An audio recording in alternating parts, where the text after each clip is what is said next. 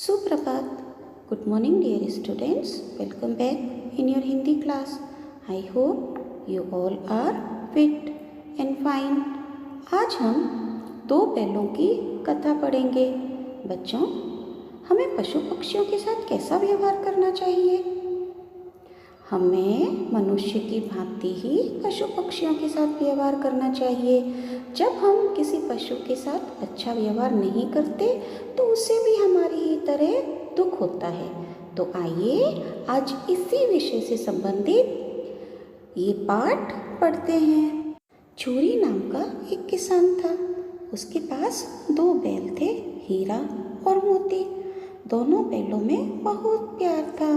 झूरी उनके चारे पानी का बहुत ध्यान रखता था। उन्हें कभी मारता पीटता नहीं था, अतः वे भी झूरी को बहुत चाहते थे। झूरी की पत्नी का भाई गया प्रसाद एक बार हीरा मोती को कुछ दिनों के लिए अपने गांव ले जाने लगा। बैल दुखी थे। उनके चलने में वह उत्साह न था जो झूरी के साथ जाने में होता था। इसलिए रास्ते में गया प्रसाद ने बैलों को बहुत पीटा और घर पहुंचकर उनके सामने रूखा सूखा भूसा डाल दिया, जिसे हीरा मोती ने सूंघा तक नहीं। रात होने पर दोनों बैलों ने वहां से भागने की ठान ली।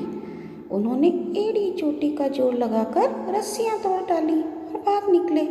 पौ फटते ही मतलब सुबह होते ही वे अपने मालिक के घर में थे।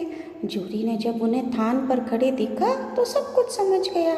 वह प्यार से बैलों के शरीर को सहलाने लगा, परंतु झूरी की पत्नी उन्हें देखकर जल भुन गई। उसने उनके सामने रूखा सूखा भूसा डाल दिया, परंतु वे खुश होकर उसे ही खाने लगे। अगले दिन गया प्रसाद फिर आया और किसी तरह उन्हें अपने घर ले जाने लगा। अब गया प्रसाद ने उनसे बड़ा कठिन काम लेना शुरू किया। वह उन्हें दिन भर हल में जोतता और मारता पीटता। शाम को घर आकर मोटे मोटे रस्सों में बांधकर उन्हें रूखा सूखा भूसा देता। वे लाचार निगाहों से एक दूसरे को देखते रहते। गया के घर में एक छोटी सी लड़की रहती थी। वह बैलों की दुर्दशा देखती तो उसे बहुत बुरा लगता।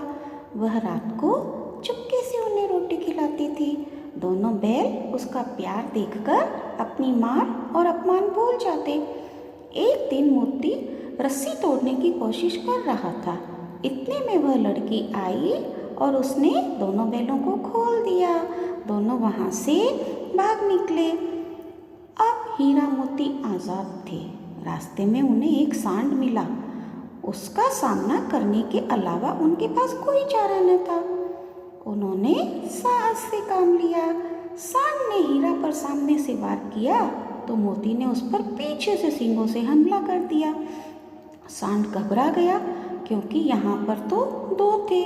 दोनों ने मिलकर सांड को भगा दिया। दोनों अब बहुत प्रसन्न थे। आगे बढ़ने पर उन्हें मटर का खेत दिखाई पड़ा। वे भूखे तो थे ही, मटर के खेत में घुस गए और लगे मटर खाने। अभी पेट भरा भी न था कि रखवाले ने उन्हें देख लिया और दोनों को पकड़कर कांजी हाउस में बंद करवा दिया। कांजी हाउस जहाँ पर पशु पक्षियों को, आवारा पशु पक्षियों को रखा जाता है। हीरा और मोती ने देखा कि कांजी हाउस में और भी कई जानवर थे। भैंसे, घोड़े, घोड़ियाँ, बकरियाँ, गधे आदि, सब के सब कमज़ोर और दुबले पतले। वहाँ न चारे का प्रबंध था और न पानी का। वे दोनों बहुत पछताए कि यहाँ कहाँ आ फंसे।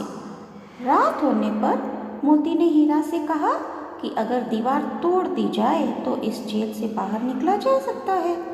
उसने सींगों से दीवार गिराने का प्रयास किया, यानी कोशिश की। जल्दी ही थोड़ी सी दीवार गिर गई तो उसका उत्साह बढ़ा। अब उसने और जोर से चोटें मारना शुरू की। दीवार में रास्ता बनते ही पहले घोड़ियाँ भागी, फिर भैंसे और बकरियाँ। मोती ने गधों को भी सींग मार मार कर भगा दिया। उसने हीरा से भी भाग चलने को कहा, परंतु हीरा ने मना कर दिया। सुबह होने पर कांजी हाउस वालों ने देखा कि पूरी इमारत खाली है। उन्होंने हीरा और मोती को नीलाम कर दिया।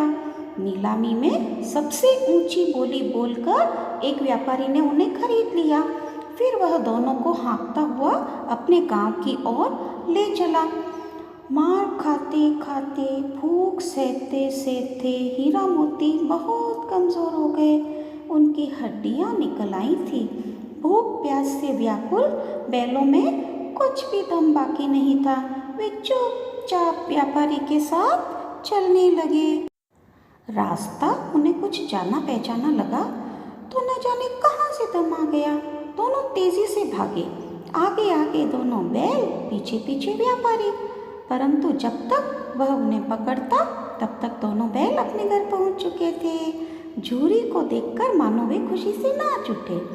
झूरी भी उन्हें देखकर खुश था। वह उनसे लिपट गया। इतने में व्यापारी भी पीछे पीछे वहां आ पहुंचा और उन्हें मांगने लगा। मोती ने आओ देखा न ताव व्यापारी पर झपट पड़ा। व्यापारी जान बचाकर वहां से भागा। झूरी की पत्नी भी भीतर से दौड़ी दौड़ी आई। उसने दोनों बैलों के माथे चूम लिए। चिल्ड्रन, आई होप आपको ये पाठ अच्छे से समझ में आ गया होगा। तो आप भी पशु पक्षियों से प्रेम करेंगे और उनके प्रति अपने मन में दया की भावना रखेंगे। राइट? Thank you.